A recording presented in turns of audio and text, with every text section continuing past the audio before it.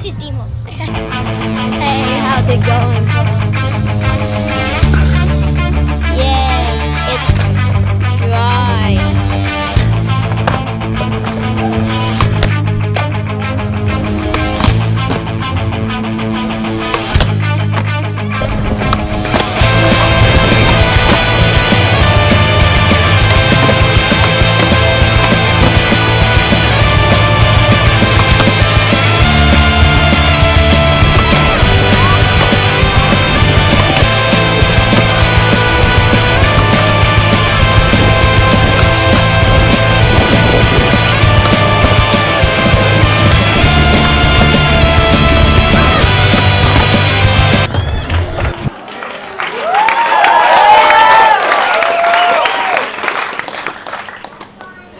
Creativity is making marvelous out of the discarded.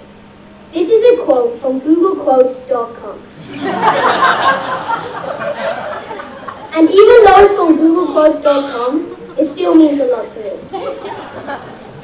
I am Tarn, and I love skateboarding. I am also the founder of Snog. I moved to Bali last year, and ever since being here, a few problems that are plaguing the island have come to my attention. I believe that Snog is my solution to two of these problems.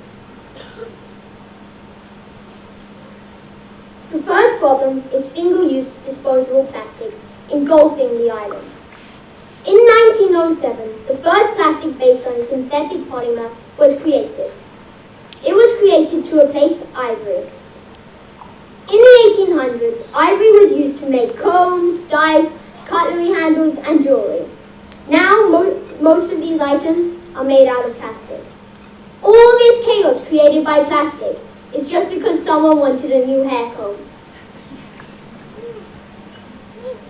In 2011, worldwide plastic production rose to 280 million tons. This represents around a 4% increase from 2010, where 270 million tons were produced. This is a massive increase for such a short amount of time. After China, Indonesia is the second biggest producer of plastic in the world. And this is evident by all the plastic in our rivers and on our beaches. I would like to use this plastic to create my unique skateboard decks and help the drive to create economy around plastic waste. But don't get me wrong, I can't use all this plastic. There's way too many different types. There's plastic that makes shoes, bags, lids, toys. The list goes on. And each of these plastics has its own unique name. There's PE, HDPE, PVC, LDPE, PP, and PS. And all of these P's has its own individual properties. Different densities, different thermal properties, different visual properties. Some flow, some don't. Some melt at certain temperatures, and some burn at the same temperatures. Some are flexible, and others are more brittle. So I went to the beach and collected all this plastic. And when I got home, I had to sort it. And this took a long time. I realized that sorting the plastic is a big part of recycling costs. We found that HDPE is the toughest plastic. It's hard and brittle, perfect for my skateboards. This is all HDPE, but it's not perfect. It's dirty. For example, some of the lids had paper in it, and one bit of sand can mess with the integrity of the whole deck. So I had to clean it really well. And this took a few hours. So after it was cleaned, I sorted the plastic into colors and made sure there was nothing but HDPE. After I checked that it was all cleaned and sorted, I moved on to the next step. This step was finding the right shape. I had 3 different designs. That one, and that one. And after a lot of Google searches and loads of thinking, I finally came up with a unique shape that fits adults and children. But I wanted to stick with the theme of the beach. so I made it resemble a surfboard.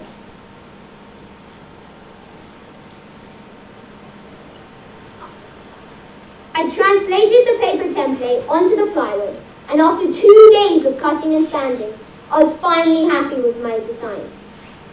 This is what it looked like.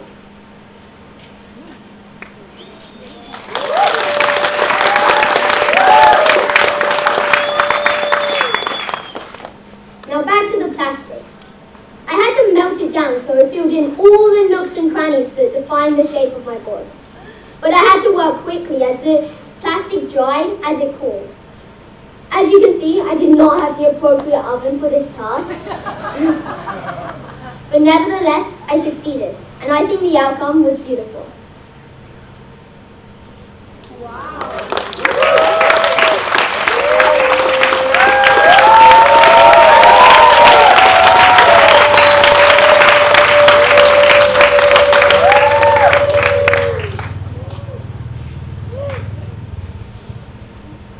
Snog is not just about making skateboards. I wanted to use the profits to contribute to another social concern. And there's something else that's close to my heart, and that's the condition of barley dogs. When I see an unloved, unhealthy dog on the street, it makes me feel horrible inside. But I didn't know how to help, so I went to a vet. Dr. Tom from Barley Vets told me that there are 2 main areas of concern that would really help the dog population: vaccination and sterilization. He told me that if you sterilize puppies when they're young, it will prevent the possibility of most of the diseases that we see in the dog population today. He also told me that if you vaccinate female puppies, it's a long and expensive procedure and after the operation, they would have to stay in care for 2 to 3 days. So we decided that it would be more cost effective to just sterilize the male dogs, as we could do more dogs for the money we have. Overall, Dr. Tom told me that it will be 800,000 rupiah for 1 dog for vaccination and sterilization. And this was really helpful, because now we know how much we have to sell our boards for. So we have this economy around waste plastic.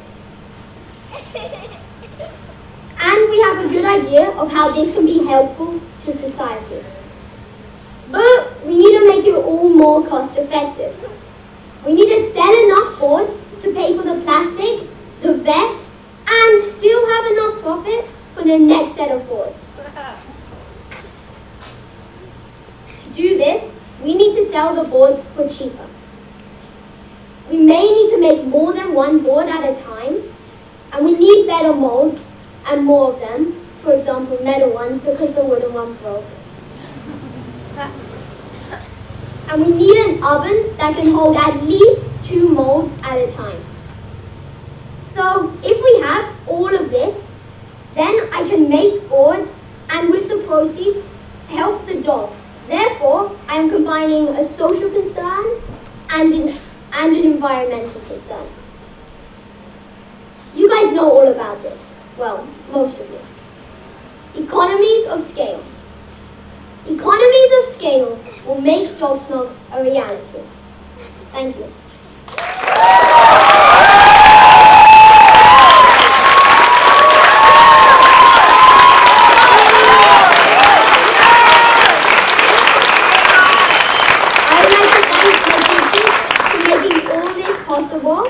And my family for helping me get through the process, and my friends for supporting me all the way through.